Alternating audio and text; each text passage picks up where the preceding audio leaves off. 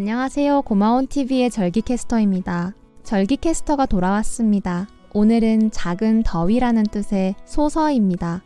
벌써 여름하고도 5번째 절기, 여름의 절기도 이제 작은 더위 소서와 큰 더위 대서 2개만을 남기고 있습니다.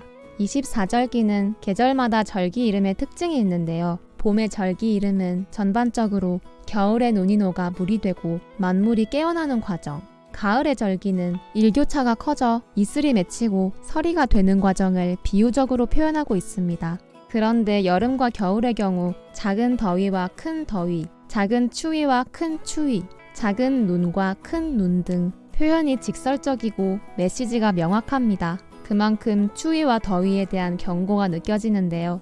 여름에는 삼복더위까지 두어서 더위에 대한 경계심을 늦추지 않도록 했답니다. 곧 있으면 입술에 묻은 밥알도 무겁다는 삼복더위입니다. 올해는 초복 7월 11일, 중복 7월 21일, 말복은 8월 10일입니다. 절기 소서와 관련해서 재미있는 표현들이 있습니다. 소서가 넘으면 새각시도 못 심는다. 7월 는모는 원님도 말에서 내려 심어주고 간다고 합니다. 모는 6월 21일경 하지 전에 다 심었어야 하는데 그렇지 못한 경우 원님도 발벗고 나설 만큼 어서 서둘러야 한다는 말입니다. 더워서 일하기 싫다고 누워서 게으름 피우다가 모를 못 심은 사람들도 있었을 테니 한여름과 사뭇 어울리는 표현인 것 같습니다. 소서는 한창 장마철에 듭니다. 습기와 무더위에 입맛이 없어지기 쉬운데 이맘때쯤이 또 미리 제맛을 낼 때라 열무국수, 콩국수 등으로 떨어져 있던 입맛을 살려줄 수 있습니다. 또 오이, 고추, 애호박 등이 하루가 다르게 열리면서 입맛을 돋워주기도 합니다. 고마운TV 절기캐스터에서는 5월 6일 2파의 여름 절기가 시작될 때부터 여름 건강을 위한 섭생법을 절기마다 하나씩 소개하고 있습니다.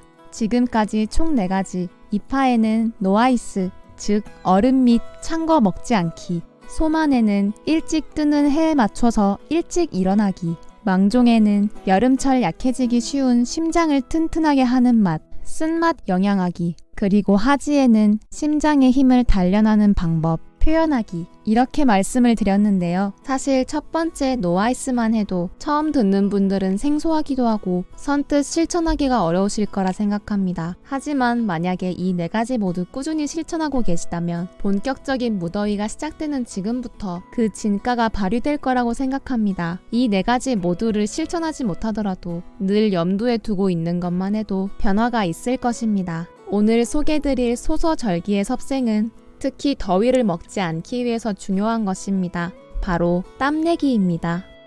지금은 가만히 있어도 땀나지 않나요? 그런 땀은 대체로 끈적하고 꿉꿉하죠. 지금부터 말씀드리는 제대로 된 땀내기를 해주신다면 땀이 나도 뽀송하고 오히려 시원합니다. 좋은 땀을 내는 방법은 우리 몸의 경락 중에 방광경락의 답이 있습니다. 주로 우리 몸의 뒷판을 지나가는 방광경락, 그래서 몸의 앞부분보다 자극을 주거나 데우기가 어렵답니다. 더운 날 갑자기 격한 운동을 했을 때 심장이 빠르게 뛰거나 숨이 차고 얼굴이 빨개지거나 어지러웠던 기억이 있지 않으신가요? 이럴 때는 상체로만 열이 나고 무엇보다 이렇게 흘리는 땀에는 우리 몸에 필요한 염분이 다량 함유되어 있어 땀이 나는 만큼 몸이 조금씩 축이 나는데요. 이런 땀은 눈에 들어가면 따갑고 땀이 마르면 옷에 소금 자국이 남습니다. 그래서 무더운 날에는 특히나 방광경락을 풀어주는 준비 운동이 필요합니다. 주로 몸의 뒤쪽과 발바닥을 자극하는 운동입니다. 걷기나 등을 푸는 운동도 좋습니다. 이렇게 흘리는 땀은 짠맛이 많이 나지도 않고 눈에 들어가도 따갑지가 않습니다. 그리고 평소에 얼굴로 상기되어 있던 기운을 가라앉혀주니 손발 끝까지 따뜻해지고 땀을 흘리고 나면 시원해지죠. 몸의 뒤쪽 방광경락을 위한 운동은 다음 영상에서 좀 더 구체적으로 알려드리도록 하겠습니다. 이렇게 소서의 섭생법, 땀내기에 대해서 들려드렸는데요. 1년 중 지금만 느낄 수 있는 더위를 에어컨 속에서만 보내지 마시고 꼭 한 번씩 땀을 내주시면서 기운을 순환시켜 주시기를 바랍니다. 저는 그럼 또 다음 절기 대서에 돌아오도록 하겠습니다. 또 만나요.